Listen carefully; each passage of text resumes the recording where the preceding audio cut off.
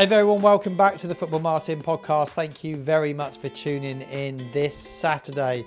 We're just a few days away from Christmas. It's the final weekend for Christmas shopping. It's the final Saturday for Christmas shopping. And I hope you all have a brilliant weekend. But for some listening and some viewing for you, I am here with a very special show. I'm going to be giving you my instant reaction to the potential new permanent manager of Southampton Football Club, which will be Ivan Juric. It's not been officially announced at the time of recording. I'm recording this late on Friday night to go out on Saturday morning, and he could potentially be announced at some stage this morning, Saturday.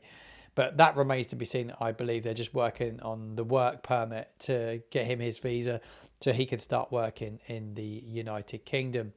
Well, the Saints, as we all know, were bottom of the Premier League, just a 1 win in 16 games. And he's going to be our fifth manager in 2 years. Something drastically had to change, and this is a big change. And I will explain why very shortly. I've done my research into Ivan Juric and what he brings and what he's all about. Like I'm sure many of you will have done so already.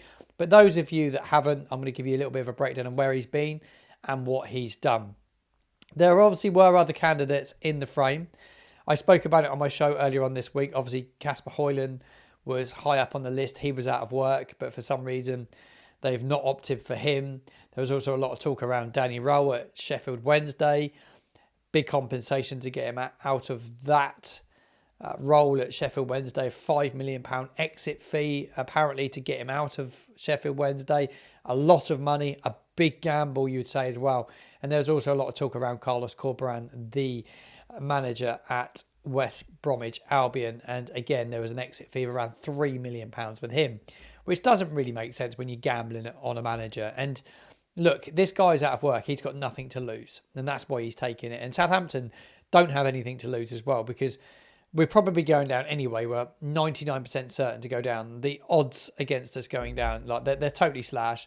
No one's ever got out of it from the position we're in right now. So, look, this is a final throw of the dice, and it's actually quite an ambitious throw of the dice from the club as well and from Sport Republic, and fair play to them, because I think this is a good appointment. It's not going to be for everybody, and not everybody is going to agree with me on my opinions. We're all football fans, and we all have differing opinions.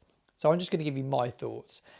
I think it's a no-brainer from what he will bring. There was no point us getting a manager that's going to do like for like the same. Like David Moyes would have been totally different to Russell Martin. Like Ivan Juric is going to be totally different to Russell Martin. We were never going to get David Moyes, by the way, as much as we all wanted it and we loved the thought of it, and it would have been the dream appointment. He wasn't going to tarnish himself, really, with a relegation on his CV. He wouldn't have wanted that on his CV. And if he come here, we're probably going to get a relegation on his CV. But he hasn't got anything to prove, David Moyes, and that's why he hasn't taken it. And the same with Graham Potter. He doesn't need to prove anything. His CV's good. This guy has never managed in England before, and he obviously really wants to go at it. This is his opportunity to come to England and make his mark. And if he does at Southampton and we still get relegated, and he doesn't want to stay, which I don't know how the contract's made out, but look, he can make a name for himself. But we don't know how that contract looks, do we? Because there's a lot of rumours, a lot of talk today about how it will be structured, this deal with Southampton and the new manager, Ivan Juric. Because the initial reports this morning that it was going to be a 6-month contract to the end of the season. And if you kept Southampton up, there'd be an extension of 2 years. Then I heard of it being an 18-month contract. And then there were other rumours that there could be a break clause for both parties at the end of the season. So either way, I don't know if he's here for the long term, but I'm glad he's coming. I'll be honest with you. Let's have a look. Let's have a little breakdown into a little bit more about Ivan Juric and who he is and what he will bring to Southampton Football Club. And like I say, it's a mixed bag, without any question in the world. But he was fired recently from his role at AS Roma, which was a little bit of a poison chalice, to be honest, because there's a lot more to it. They are a club that fire managers. They had Jose Mourinho, who they have fired.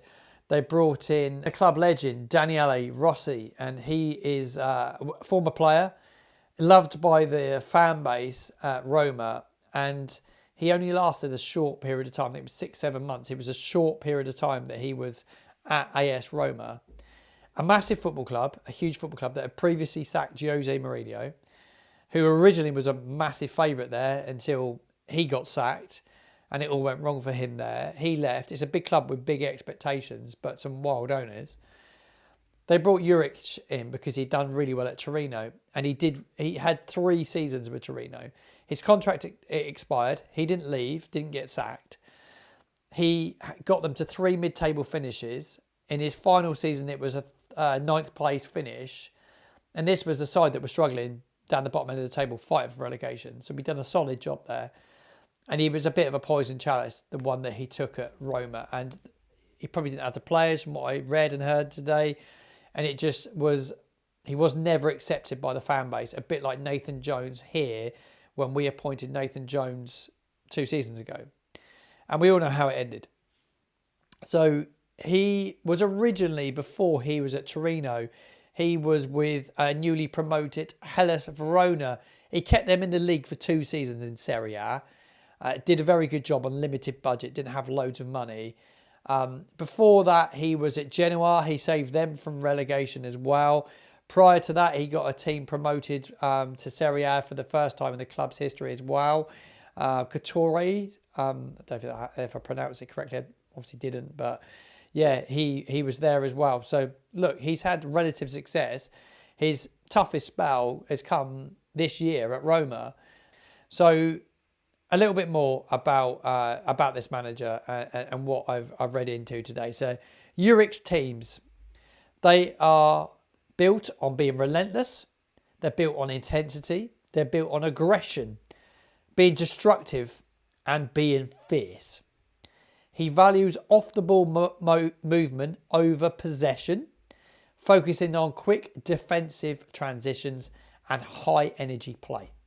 So a bit like what we saw under Mauricio Pochettino, but very similar to what we would have seen under Ralph Hasenhüttl. Defensively organised.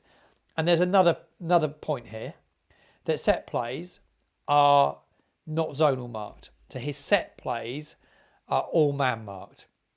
Something that I've hated about us under Martin is how we defend set plays. Corners, free kicks, throw-ins, in and around our box. We've been shocking. We've let a lot of goals in from set play. And I've watched us zonal mark and watch the ball and not watch the man and concede. And it's happened a lot. And people I've spoken to high up in the game have all said the same. When they play against Southampton, it's a weakness. Under this new manager, he will scrap that. Not only will he scrap the zonal mark, and he will scrap the possession-based playing out from the back. That will be gone. That will be the end of that. He will look to get the ball forward quicker. He will look to get us defensively solid and defensively organised. And I actually believe that he has the back four to do it. He plays a back three. He doesn't play back four. He plays a back three. He's got the centre backs to do it because we have an array of really, really good centre backs. I think that you might see the return of Armel Bella-Kotchap because he won't take no crap from him. He doesn't take any crap from anyone, by the way. He will get the best players and he will bring them together. There's no doubt about that. Reading what he does, he wants characters, he wants leaders, he wants strong physical players. So he's going to need to get his strong physical players. Bella-Kotchap's one of those, and the other one is Paul Onuachu. Paul Onuachu will play, potentially, I think, will play as a physical striker through the middle. He likes a strong physical striker, and he likes to play 2 wing backs, wide men, and they kind of push on the edge of the 18-yard box when the other team have the ball. So Archer will be perfect in his system, I think, with Onuachu as well. But he play an out-and-out 9, probably play a 10, which I think potentially Tyler Dibbling, could be Mateus Fernandez, and then he'll play a 2-man strong partnership in midfield. I think Downs will get partnered with someone.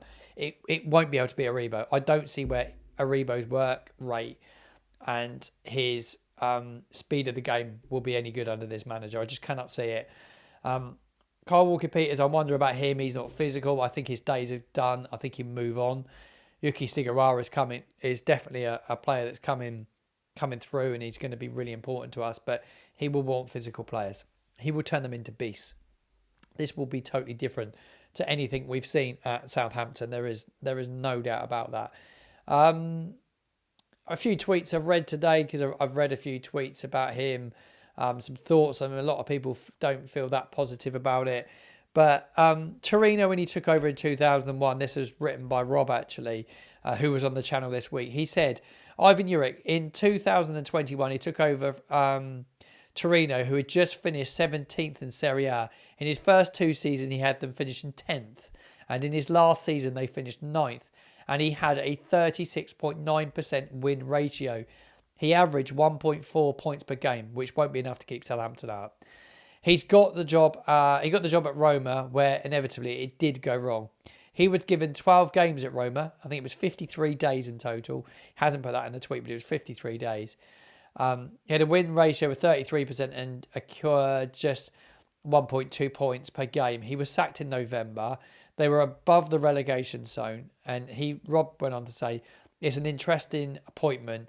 Doesn't excite him much. It looks like Sport Republic rightly want to give survival one last shot, which I believe as well. If he isn't good, then we have obviously got the option where there potentially won't be compensation, because they were talking about a 6-month contract this morning. He's got a serious job on his hands, like Rob said, but it's going to be a big chance for him to make a name for himself in England, and inevitably that is why he's here. He's got nothing to lose. We've got nothing to lose. I think it's a really, really shrewd bit of business by the football club to bring him in. I don't think it's a gamble by any stretch of the imagination. We need something different, and Ivan Juric will bring something very, very different to Southampton Football Club. I would say back it. I would say get behind him. Many of you have not heard about him. A lot of people say he's got no Premier League experience. There's plenty of managers that come to the Premier League that don't have Premier League experience, and they make a go of it. I think the classic example, he's got a wealth of players at this moment in time, but Enzo Maresca has gone from the Championship with Leicester City, come in and done a good job there, and he's gone to the Premier League, and he could potentially win them the league. Potentially. We could talk about big name managers that have come over. Arne Slot's one. Arne Slot's come over with no Premier League experience, but he's doing a good job. But then he's managed at a high profile club, and he's expected to do big things there. With this guy just expected to come in, make us defensively sound, and try something different, and give ourselves one last shot of staying in the Premier League. And look, if we stay up, it will be the greatest escape of all time, and this man will go down and hit in the history books at Southampton Football Club. I'm really excited by the appointment. I hope he's in for Fulham. Really excited for Boxing Day now. Makes me want to go even more so than ever. Can't wait to see what he's like on the touchline. Cannot wait for his first press conference. I, for the first time, feel a little bit positive about the club again, where we're going. It's an appointment that, though it surprises some, he was on the radar a long time ago. He was on the radar when we sacked Hasenhüttl. They really liked him, but he was doing a good job at Torino at the time, and he probably didn't fancy it at that moment in time. But he's somebody, Croatian, I think 49 years old, but he looks about 59. He smokes cigarettes. He loves heavy metal, and he loves Metallica. And he loves a bust up with a sporting director, from what we all saw on X this morning. I shared the video from a couple of years ago. He's a fiery character. Buzzing for this one. I think you should be really, really excited about it. Let's get behind him, get behind our new manager, and hope he does really, really well. And if we can get St Mary's rocking and get a win on Boxing Day, who knows what's possible this season. That's my thoughts and reaction to the potential appointment of Ivan Juric. By the time this is out in the public domain, he could already be the manager of Southampton Football Club. But there is my thoughts on it. Very, very excited this weekend. I will see you again for another show here on the Football Martin channel as we head towards Fulham Saturday. Matchday vlog coming your way.